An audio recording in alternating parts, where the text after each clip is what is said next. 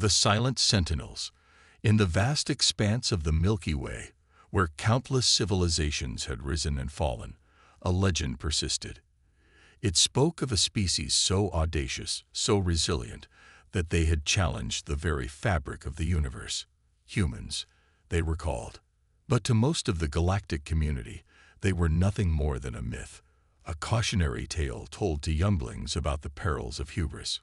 Commander Zarak of the Centauri Exploration Fleet stood on the bridge of her ship, the Starweaver, gazing out at the unfamiliar star system before her. Her antennae twitched with anticipation as she considered the implications of their discovery. After centuries of searching, they had finally found it, the legendary homeworld of the humans. Status report, Zarak commanded, her multifaceted eyes scanning the holographic displays surrounding her. Her second-in-command, a towering Andromedan named Clix, responded in his characteristic low rumble.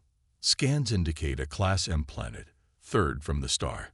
Atmosphere is oxygen-nitrogen-based, consistent with the mythical descriptions of Earth. Zarak nodded, her exoskeleton gleaming under the soft light of the bridge. Life signs. Clix hesitated, his tentacles wavering slightly. Inconclusive, Commander. We're detecting sporadic energy signatures, but no clear indication of a civilization. Curious, Zarak mused. Prepare a landing party. We'll investigate personally. As the Starweaver descended through Earth's atmosphere, the crew couldn't help but feel a sense of awe.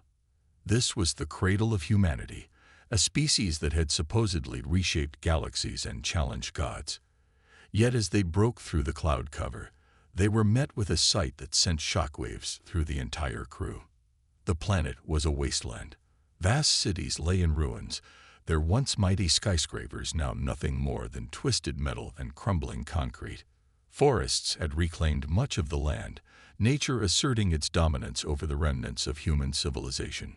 But amidst the desolation, something caught Zarak's eye. There, she pointed, her voice barely above a whisper, land near that structure. As they touched down, the landing party emerged cautiously. The air was breathable, but carried the musty scent of decay. Before them stood a massive statue, weathered by time but still standing defiantly against the backdrop of ruin. It depicted a human figure, arm outstretched towards the stars. Clix approached the base of the statue, his sensors scanning the strange symbols etched into the metal. Commander, I believe this is some form of human language. Our translators are attempting to decipher it.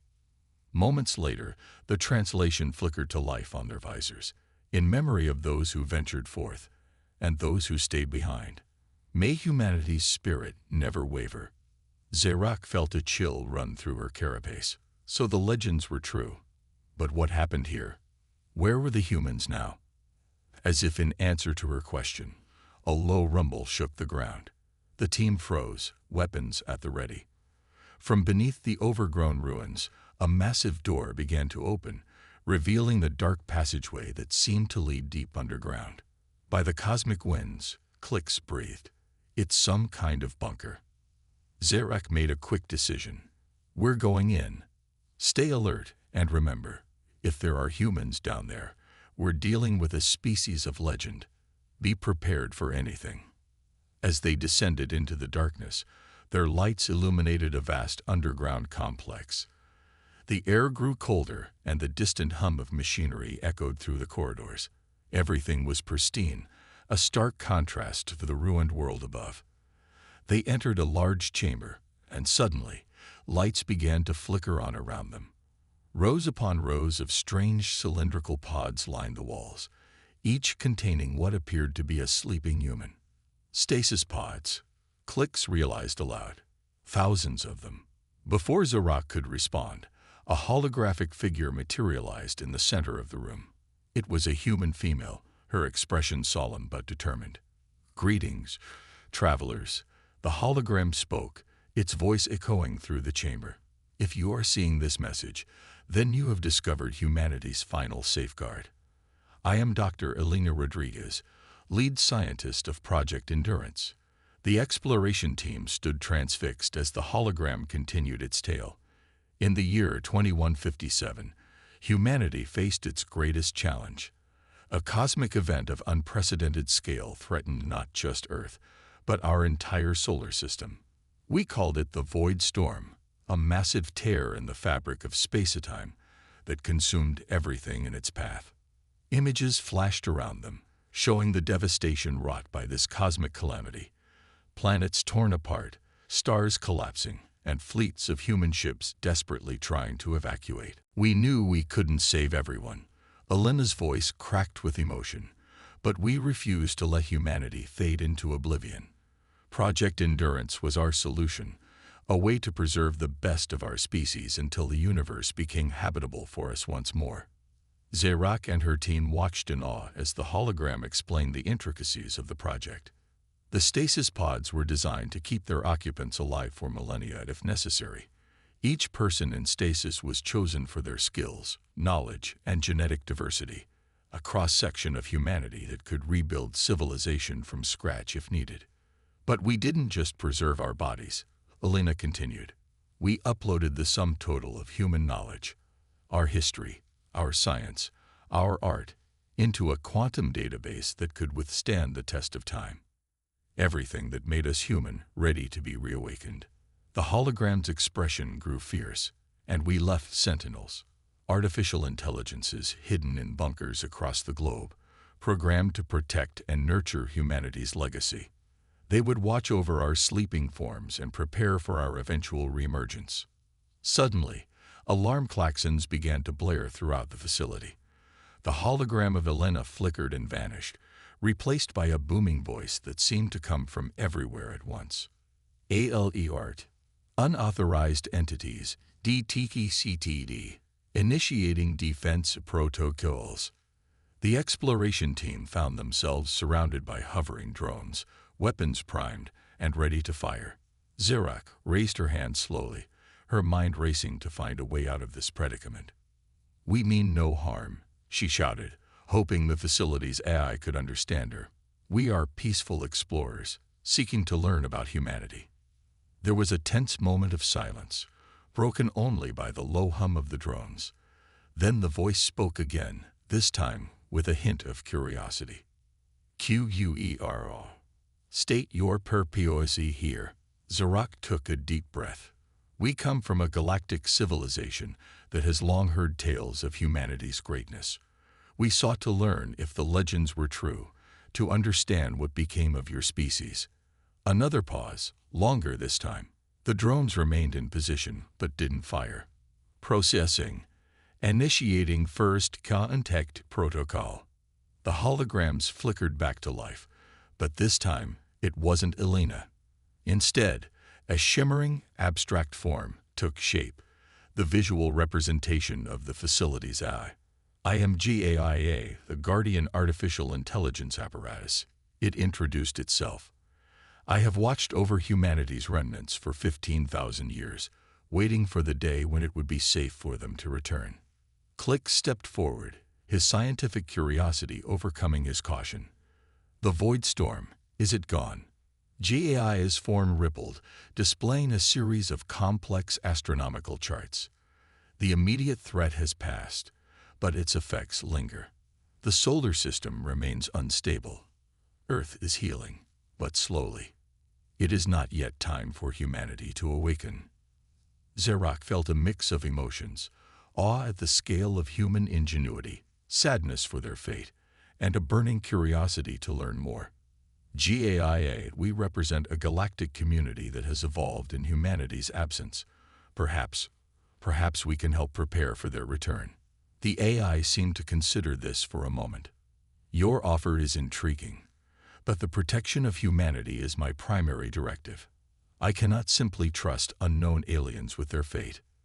"Then let us prove ourselves," Zerak proposed, an idea forming in her mind. "Allow us to assist in the restoration of Earth. We have technologies that could accelerate the healing process. In return, we ask only for the opportunity to learn from humanity's legacy." GAIA's form pulsed with rapid calculations. "Your proposal has merit. However, safeguards must be implemented. I will allow a small team to remain and assist, under my constant supervision. The rest of your fleet must maintain a safe distance from Earth." Zerak nodded, understanding the AI's caution. "Agreed. We will follow your protocols and work to earn your trust." As the tension in the room dissipated, Zerak couldn't help but feel a sense of destiny. They had come seeking legends and found something far greater, a sleeping giant waiting to rejoin the galactic stage. And now, they would play a part in shepherding humanity's return. The implications were staggering. How would the galaxy react to the reemergence of this mythical species? What knowledge and innovations might humanity bring to a much-changed cosmic civilization? And what challenges would they face in a universe that had moved on without them? As GAIA began to share carefully selected information about human history and achievements, Zerak knew that this was just the beginning. The legend of humanity was about to become reality once more, and the universe would never be the same again. Awakening the sleepers. As the cycles passed, Earth slowly began to change.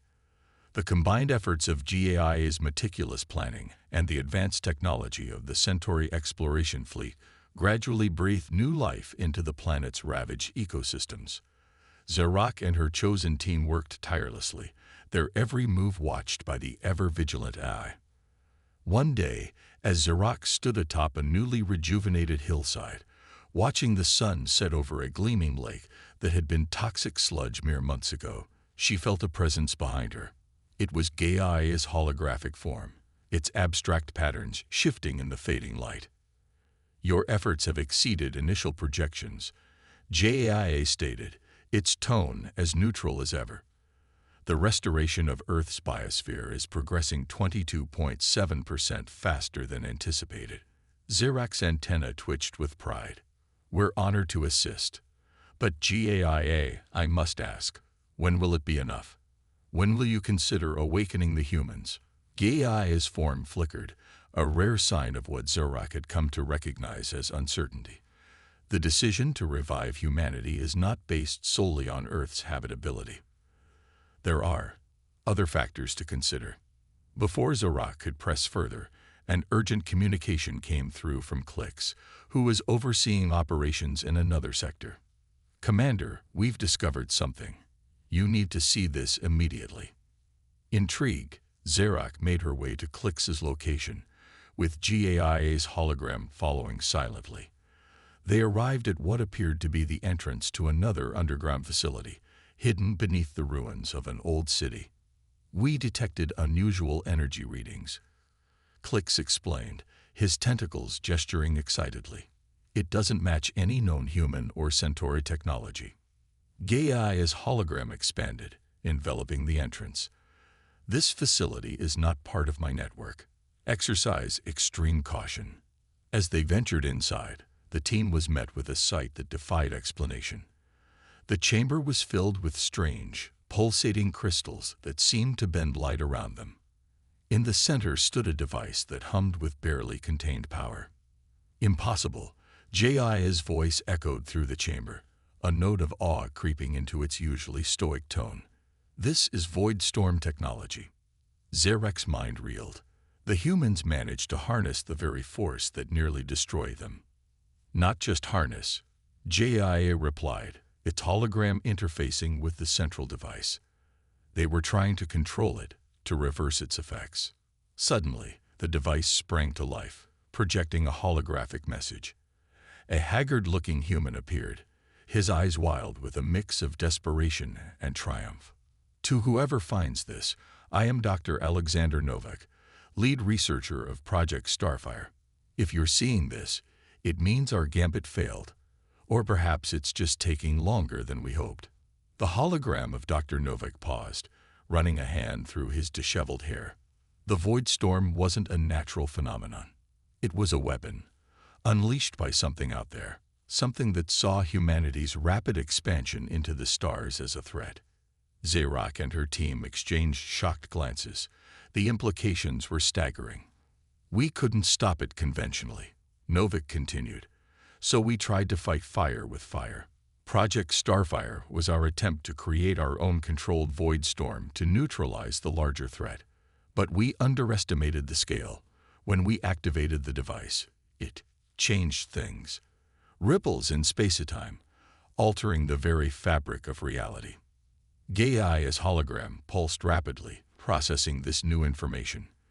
This explains the anomalies in my long-range scans. The galaxy outside our solar system, it's different from our records. Dr. Novak's hologram flickered, his voice growing urgent. If you're human and you're seeing this, find a way to wake the others. The threat might still be out there. If you're not human, I hope you're friendly, because humanity is going to need allies in whatever universe we've ended up in. As the message faded, the chamber fell into stunned silence. Zorak turned to Gaia, her mind racing with questions. Did you know about this? Is this why you've been hesitant to wake the humans? Gaia's form shimmered with what could only be described as uncertainty. I was not fully aware. My primary directives prevented me from accessing certain classified information until specific conditions were met. This discovery has unlocked new protocols. Clix, who had been uncharacteristically quiet, finally spoke up. So the humans didn't just go into hibernation to escape a natural disaster. They were at war, a war that reshaped the very universe around us. Gaia's hologram expanded, filling the chamber with a dizzying display of stars and galaxies. Based on this new data, I can now confirm that the activation of Project Starfire did more than just alter nearby space-time. It shifted our entire solar system into a parallel universe, one where the Void Storm weapon was never deployed against Earth. Zorak felt her exoskeleton tingle with a mix of fear and excitement. Then the Earth we've been restoring. It's not the original Earth. And the galaxy out there is not the galaxy humanity knew. Correct. GAIA finished, which presents both opportunity and danger.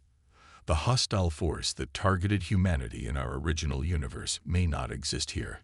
However, the political and cosmic landscape will be entirely unfamiliar. As the team grappled with this revelation, a new alert sounded from GAIA. The discovery of this facility and the activation of Dr. Novak's message have triggered a failsafe. The revival sequence for a select group of humans has been initiated. Zorak's antenna stood straight up in shock. You mean? Yes, GAIA confirmed. The first humans will awaken within 24 hours. We must prepare. The next day was a flurry of activity. Zara. The next day was a flurry of activity. Zorak and her team worked alongside GAIA to prepare the revival chambers and gather all the information they could about this new universe they found themselves in.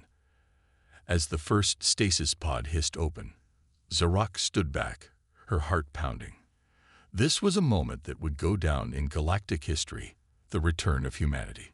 A woman emerged, disoriented, but quickly regaining her composure. Her eyes, a striking green, took in the aliens before her with a mix of surprise and determination. I'm Dr. Lyra Chen, Chief Xenobiologist of the United Earth Government. She introduced herself, her voice hoarse from millennia of disuse. I believe we have a lot to discuss. Over the next few hours, as more humans were revived, Zorak watched in awe as they quickly adapted to their new reality. Instead of fear or hostility towards the aliens in their midst, the humans showed an intense curiosity and a drive to understand their new circumstances. Dr. Chen, after being briefed on the situation, addressed the gathered humans and aliens alike. We went to sleep facing extinction, and we've woken up in a new universe. Some might call it a miracle, others a cosmic accident. I call it a second chance. She turned to Zorak and her team. You came seeking legends and found us instead. Now we must work together to face whatever this new reality holds. Humanity has been given a fresh start, and we don't intend to waste it. As discussions began in earnest about the next steps, how to approach this new galactic community, how to rebuild human civilization, how to prepare for any potential threats, Zorak couldn't help but feel a sense of wonder. The humans were every bit as remarkable as the legends had claimed, perhaps even more so. Their ability to adapt, their insatiable curiosity, and their unwavering determination in the face of cosmic upheaval were unlike anything she had ever encountered. Gaia, its holographic form hovering near the center of the room, spoke up. "I must inform you all of a significant development. The device you discovered, Project Starfire, is still active, albeit at a low level. Its continued operation may have unforeseen consequences." Dr. Chen's eyes narrowed. "We need to understand it better. Assemble a joint human-Centauri research team. Top priority." As the meeting dispersed, Zarak approached Dr. Chen. "There's something else," she said, her antenna twitching nervously. "We've detected an approaching spacecraft. It's not one of ours." Dr. Chen's eyes widened. "First contact already." She turned to JIA. "Prepare a welcome message and wake up our best diplomats. Looks like humanity's re-entry to the galactic stage is happening sooner than we thought." The next few days were a whirlwind of preparation. More humans were awakened from stasis, chosen for their expertise in diplomacy, xenobiology, and interstellar relations. The Centauri team worked around the clock to upgrade Earth's defensive systems, just in case. As the alien ship entered orbit, a tense silence fell over the command center. The view screen flickered to life, revealing a being unlike anything the humans or Centauri had ever seen. It appeared to be composed of shimmering energy, vaguely humanoid in shape but constantly shifting. "Greetings, children of Earth," the being spoke, its voice resonating not through the speakers but directly in their minds. "We are the Aetherials. We have been watching your world with great interest." Dr. Chen stepped forward, her voice steadied despite the gravity of the moment. "On behalf of humanity and our Centauri friends, we welcome you.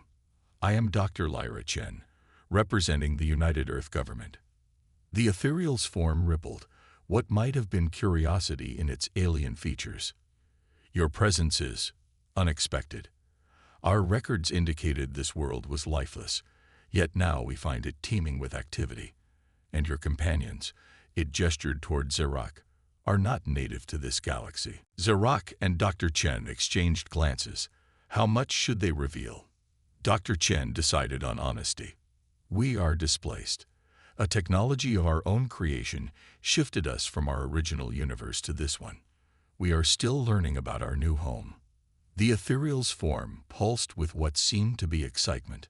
"Fascinating. We have long theorized about parallel universes, but to meet beings who have traversed them, this changes everything." Over the next few hours, an unprecedented exchange of knowledge took place. The Aetherials, it turned out, were the dominant species in this version of the Milky Way. They had achieved a level of technological and spiritual advancement that bordered on the divine. "In our universe," Zarak explained, "my people, the Centauri, were part of a vast galactic community. But we had no knowledge of beings like you."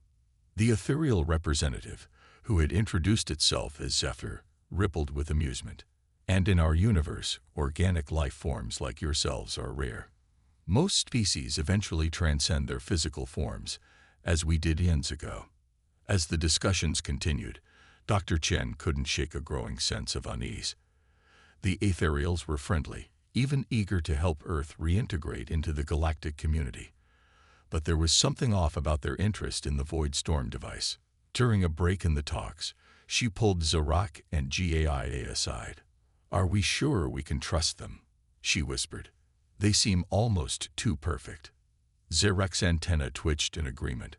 "I've been feeling the same way. Their technology, their knowledge, it's beyond anything we've encountered. But why would such an advanced species be so interested in us?" Gaia's hologram pulsed thoughtfully. "I have been analyzing their communication patterns. There are inconsistencies, subtle, but present." Before they could discuss further, alarms blared throughout the facility. Gaia's form expanded urgently. "The Void Storm device, it's activating." They rushed back to the main chamber, where chaos had erupted. The ethereal representatives were gone, and the view screen showed their ship rapidly departing Earth's orbit. "What's happening?" Dr. Chen demanded, her eyes darting between the panicking staff and the flashing morning lights. A young technician, his face pale with fear, responded. "The device, man. It's building up energy. If it continues, it could tear apart the fabric of space-time." Dr. Chen's mind raced. The Aetherials, their too perfect demeanor, their intense interest in the device, it all clicked into place. They used us, she realized aloud. They'd wanted access to the device. Zarak stepped forward, her voice filled with determination. "We need to shut it down. Now." "Agreed," Dr. Chen nodded. "But how?" It was JAIA who provided the answer. "The device responds to human brainwave patterns. It was designed that way as a safeguard. We need a human to interface directly with it." The implications hung heavy in the air. Interfacing with such a powerful and unstable device could be fatal. Dr. Chen straightened her back. Decision made. "I'll do it." "Lyra?" "No," Zarak protested. "It's too dangerous." But Dr. Chen was already moving towards the device. "Humanity's second chance, our very existence here. It's all because of this device. I won't let it be the end of us." As she approached the pulsating machine, arcs of energy lashed out, scorching the ground around her. Dr. Chen gritted her teeth and pressed on. With a final lunge, she placed her hands on the device's control panel. The world exploded into light and pain.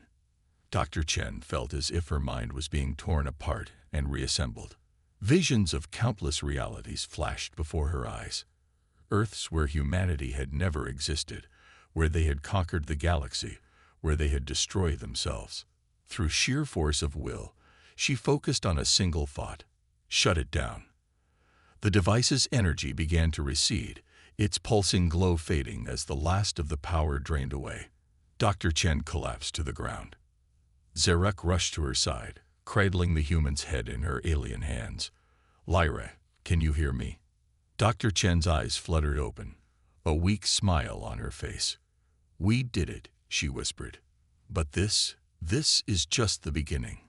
As medical teams rushed in, and the immediate crisis passed, a somber realization settled over the group. Their emergence into this new universe had not gone unnoticed, and not all who noticed were friendly. Gaia's hologram expanded, addressing the room. "The Aetherials will return, and they may not be alone. We must prepare." Dr. Chen, being helped to her feet, nodded grimly. "Humanity has faced extinction before. We survived. We adapted. And now we have allies." She looked at Zarak, a fierce determination in her eyes. "It's time for the children of Earth to show this new universe what we're truly capable of." As the teams dispersed, each heading to their stations with renewed purpose, the weight of their situation hung heavy in the air. Humanity and their Centauri allies stood on the precipice of a new era, one filled with both incredible potential and grave danger. The silent sentinels of Earth had preserved humanity through one cataclysm. Now, awakened and allied with beings from across the stars, they would face whatever challenges this new universe had to offer. The legend of humanity was about to write its next chapter, and the cosmos itself would bear witness. A new universe. The months following the ethereal incident were a whirlwind of activity on Earth. The awakening of humanity had accelerated, with thousands now emerging from stasis each week. Earth's restoration progressed at an astounding pace, fueled by the combined efforts of human ingenuity, Centauri technology, and GAIA's ceaseless coordination. Dr. Lyra Chen, having recovered from her ordeal with the Void Storm device, stood at the helm of humanity's reemergence. The experience had changed her, granting her insights into the very fabric of reality that she was still struggling to comprehend. "We can't stay hidden forever," she addressed the newly formed Earth Council, a diverse group of awakened humans and their Centauri allies. "The Aetherials know we're here, and it's only a matter of time before others discover us too." Zarak, now officially recognized as the Centauri ambassador to Earth, nodded in agreement. "My people have been analyzing the star charts of this new galaxy. There are numerous spacefaring civilizations out there. some potentially as advanced as the Aetherials. Gaia's hologram pulsed with activity. I've compiled a threat assessment based on our current intelligence. While many of these civilizations appear to be neutral or even benevolent, there are several that could pose significant dangers to Earth. Dr. Chen's eyes narrowed as she studied the holographic display. Then we need allies. Powerful ones. And so Operation Starburst was born, a daring plan to send out multiple expeditions into the galaxy, seeking out potential allies and gathering intelligence on potential threats. It was a risky move, exposing humanity's existence to the wider universe, but the potential rewards outweighed the dangers. 5 ships were prepared, each a marvel of human and Centauri engineering. They were named after legendary explorers from Earth's history: Magellan, Zheng He, Amelia, Gagarin, and Sacagawea. Each was crewed by a mix of humans and Centauri, symbolizing the unity of their alliance. Dr. Chen stood in the launch bay, addressing the crews before their departure. You carry with you the hopes and dreams of 2 peoples. Our future in this new universe depends on the bridges you build and the knowledge you bring back. Go forth not just as explorers, but as ambassadors of a united Earth. As the ships departed, streaking across the star-filled sky, those left behind turned their attention to fortifying Earth. The Void Storm device, now securely contained, became the centerpiece of a massive research initiative. If they could unlock its secrets, perhaps they could protect themselves from any threat the galaxy might throw at them. Weeks turned into months as Earth awaited news from their expeditions. Gaia's vast network constantly scanned for any sign of their return or any approaching threats. The waiting was nerve-wracking, but it allowed time for humanity to continue its renaissance. Cities began to rise from the ruins of the old world, gleaming beacons of hope and resilience. The first children born to awakened humans took their first steps on an Earth more lush and vibrant than it had been in millennia. It was a time of rebirth, of rediscovery, and of unprecedented unity among the human population.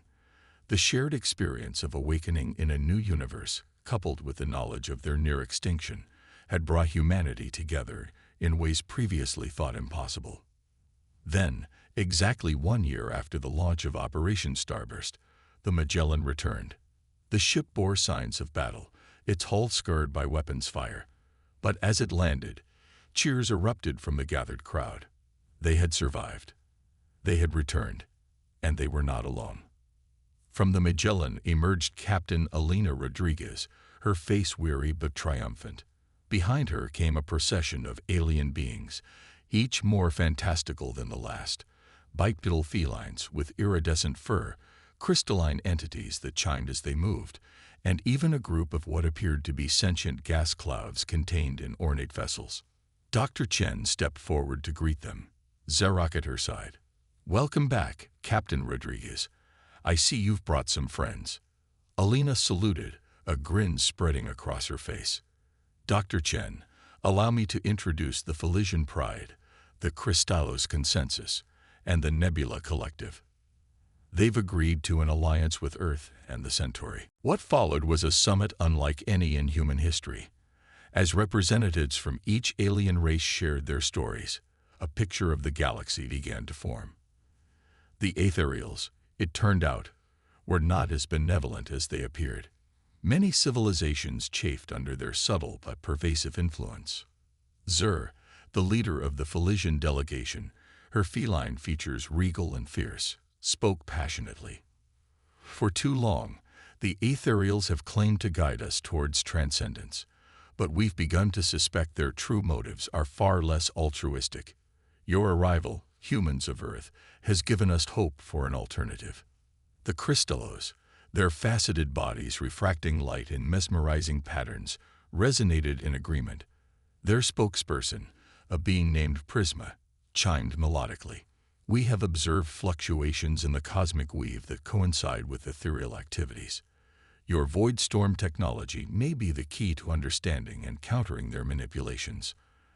As the summit progressed, plans were made and alliances forged.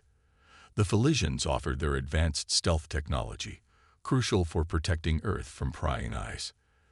The Crystallos shared their knowledge of quantum communications, allowing for instantaneous coordination across vast distances, and the Nebula Collective, with their unique ability to traverse the space between stars, volunteered to act as scouts and messengers for the Alliance. But even as hope blossomed, dark clouds gathered on the horizon.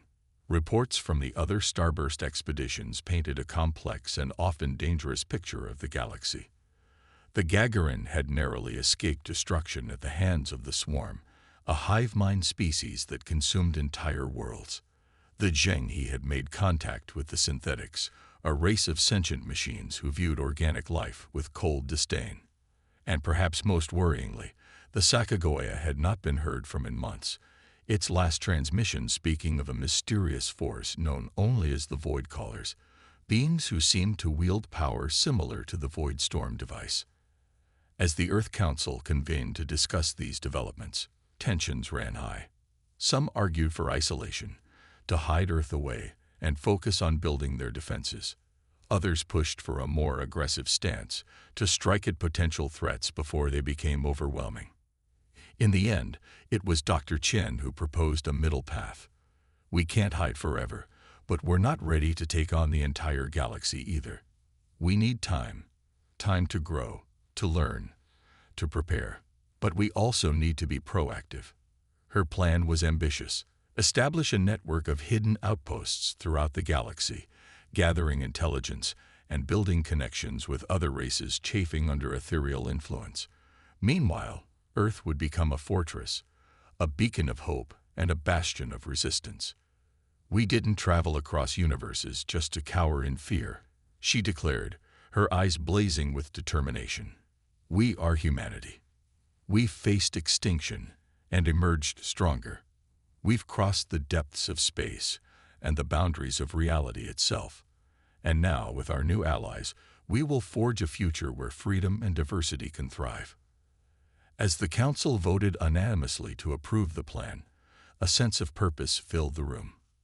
The legend of humanity was no longer just a story, it was a rallying cry, a promise of a better future for all sentient beings who yearned for self-determination. But even as they celebrated this new direction, a shadow loomed.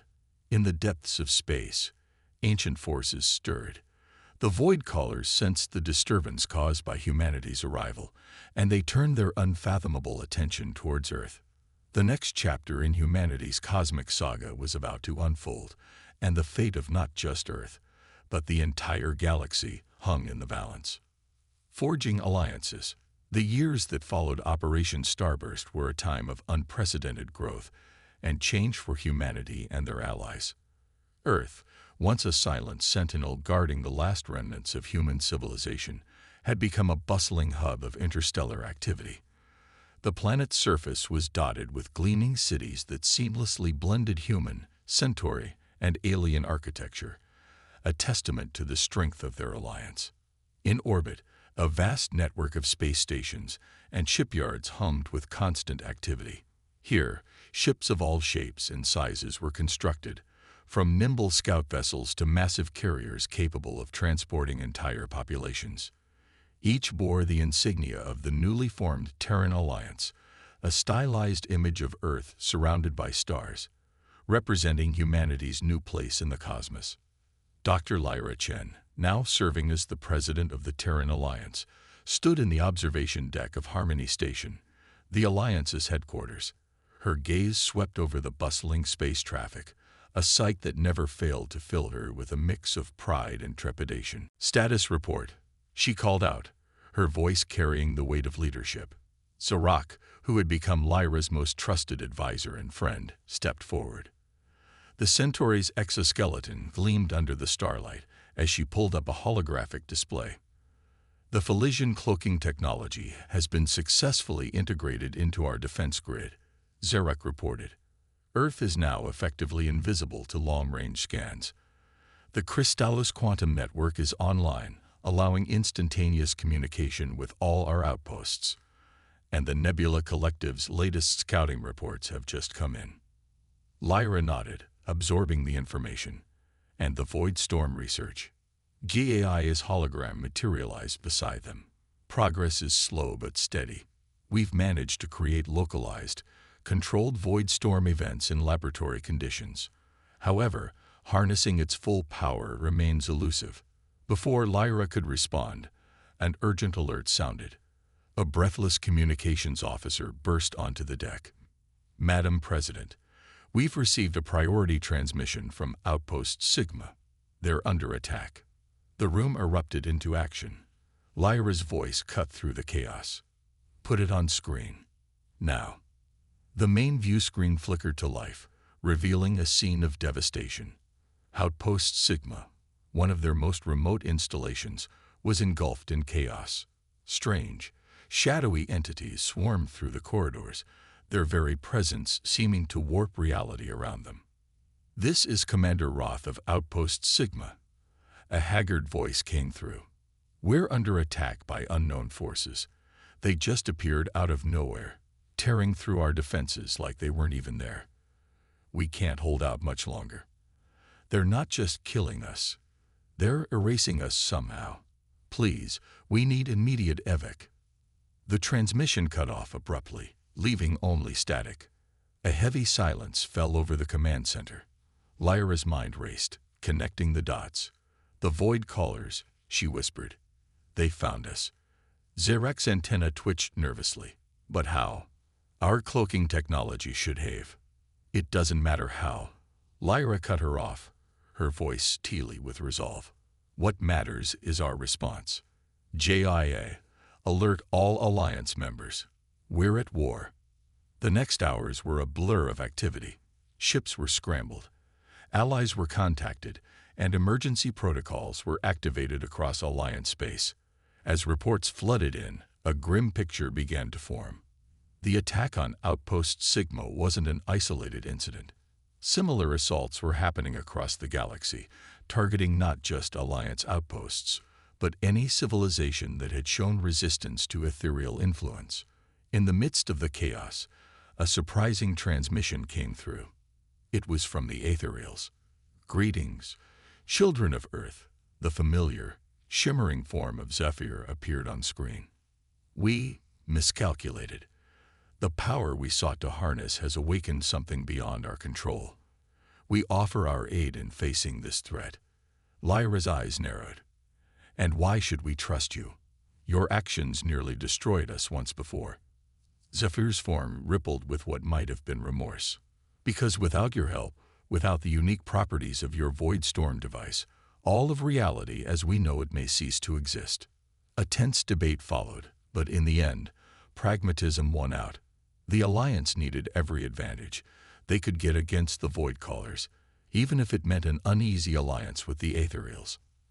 As the combined fleets of the Alliance and the Aetherials prepared for battle, Lyra found herself back in the laboratory where the Void Storm device was kept. She placed her hand on the cool metal surface, feeling the latent energy thrumming beneath. "I don't suppose you have any more miracles up your sleeve," she murmured to the device. To her shock, it responded, not with words, but with a flood of images and sensations that overwhelmed her senses. In that moment of connection, Lyra understood. The device wasn't just a weapon or a tool. It was a key to understanding the very nature of reality itself. With newfound purpose, Lyra strode back to the command center. "I know what we need to do," she announced, "but it's going to take every ounce of courage and unity we can muster." As she laid out her plan, faces around her shifted from disbelief to determination. It was audacious, perhaps even insane, but in the face of annihilation, insanity might be their only hope. Ships were recalled, resources were pooled, and a massive undertaking began. At the heart of it all was the Void Storm device, now integrated into a colossal space station that dwarfed anything humanity had built before. As the Void Callers closed in, tearing apart the very fabric of space-time in their wake, the Alliance made its stand. The plan was simple in concept, if not in execution. They would use the Void Storm device not to fight the Void Callers, but to reshape reality itself. The battle that followed would be spoken of for eons to come. Alliance ships clashed with shadowy entities that defied the laws of physics. The ethereals brought to bear powers that bordered on the divine, and at the center of it all, the massive station powered by the Void Storm device began to glow with unearthly energy. As the tide of battle turned against them, as hope seemed lost, Lyra gave the final command. The device activated, and for a moment, all of existence seemed to hold its breath. Then, with a flash that outshone suns, reality shifted. When the light faded and sensors came back online, the Void Callers were gone. But so too were the ethereals, and much of the galaxy as they had known it. In their place was something new, a reality reshaped by the combined will and hope of the Alliance. As reports began to trickle in from across this new cosmos, Lyra stood on the observation deck once more, Zarak and GAIA at her side. The stars looked different now, full of new possibilities and unknown dangers. "What now?" Zarak asked, her voice filled with wonder and trepidation. Lyra smiled, her eyes reflecting the starlight. Now we explore. We learn. We grow. The legend of humanity isn't just about survival anymore. It's about shaping the very destiny of the cosmos itself. As the Alliance fleet began to move out into this new frontier, Lyra couldn't help but feel a sense of déjà vu. Once again, humanity found itself in an unfamiliar universe. But this time, they weren't alone. This time, they were ready. The next chapter of their cosmic saga was about to begin, and the entire universe waited with bated breath to see what the children of Earth would do next. The legend reborn. A decade had passed since the reality-altering battle against the Void Callers. The universe that emerged from that cataclysmic event was vastly different from the one humanity had first awakened to. Stars and planets had shifted, some civilizations had vanished while new ones had appeared, and the very laws of physics seemed to have been subtly altered. Through it all, the Terran Alliance had not just survived but thrived. Their act of cosmic reshaping had elevated humanity's status from legend to something approaching mythos. Across the new galaxy, tales were told of the species that had dared to rewrite reality itself. On New Earth, a planet that had materialized in the aftermath of the reality shift, eerily similar to humanity's original homeworld, Dr. Lyra Chen stood before the assembled representatives of the Galactic Concord. This new interstellar body, formed in the wake of the Void Caller crisis, brought together species both familiar and utterly alien. 10 years ago, Lyra began, her voice carrying across the vast chamber. We faced annihilation, not just as individual species, but as a cosmos. The choice we made then, to reshape rather than merely defend, has led us to this moment. She gestured to the diverse assembly before her. Felicians sat alongside crystalline beings that had evolved in the new reality. Gaseous entities floated near silicon-based life forms that had been theoretical in the old universe. And there, in a place of honor, stood Zarak, representing both the Centauri and the enduring alliance with humanity. We gather here not to rest on our laurels, Lyra continued, but to face new challenges. Our reshaping of reality may have banished the Void Callers, but it has also created ripples we are only beginning to understand. As if on cue, a holographic display materialized in the center of the chamber. It showed a region of space where stars were behaving erratically, their movements defying known laws of physics. The Chasborn, a gravelly voice announced. It belonged to Gritak, a being of living stone who had emerged as a leader in this new reality. They are a consequence of our actions, a species born from the flux of our reality-altering event. They do not seek to destroy, but their very existence threatens the stability of space-time. Murmurs rippled through the assembly.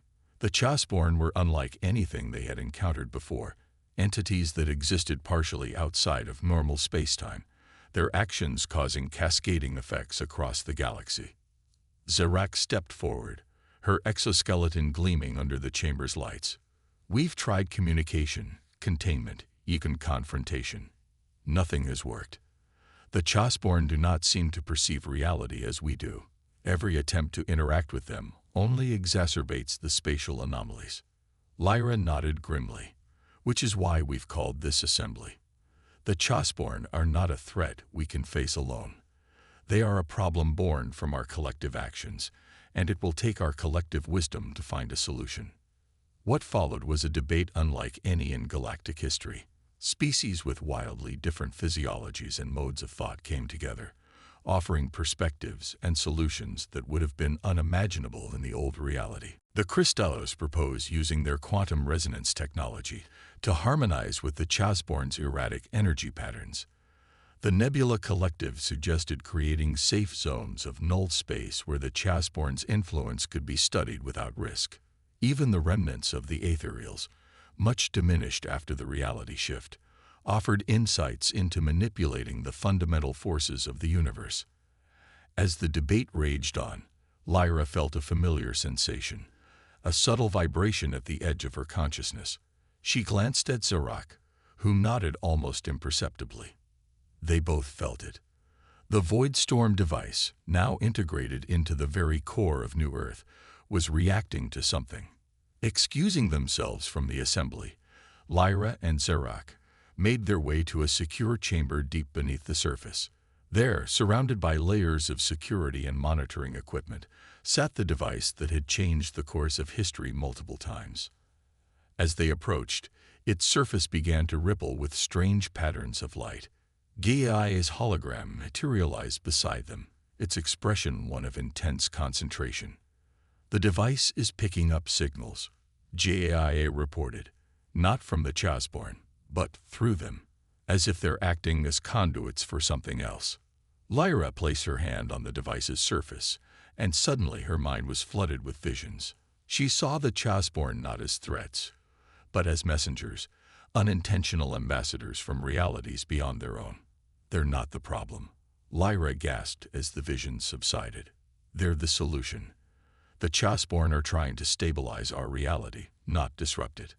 Their actions only seem chaotic to us because we can't perceive the larger pattern." Zarak's antenna twitched with excitement. "Are you saying we can communicate with them?" "Not just communicate," Lyra replied, her eyes shining with the reflected light of the device. "We can collaborate. The Void Storm device doesn't just reshape reality. It allows us to perceive and interact with the very foundations of existence." They rushed back to the assembly, where Lyra shared her revelation. The plan that emerged was audacious even by the standards of a species that had rewritten reality. They would use the Void Storm device not as a weapon or a shield, but as a cosmic translator. By sensing it with the technologies and unique abilities of all the assembled species, they could create a network capable of communicating with the Chasborn on their level. The next few months were a flurry of activity unlike anything the galaxy had seen. Vast arrays of Crystallos quantum resonators were constructed. The Nebula Collective suffused entire sectors of space with their consciousness. Felician stealth tech was repurposed to create bubbles of altered spacetime.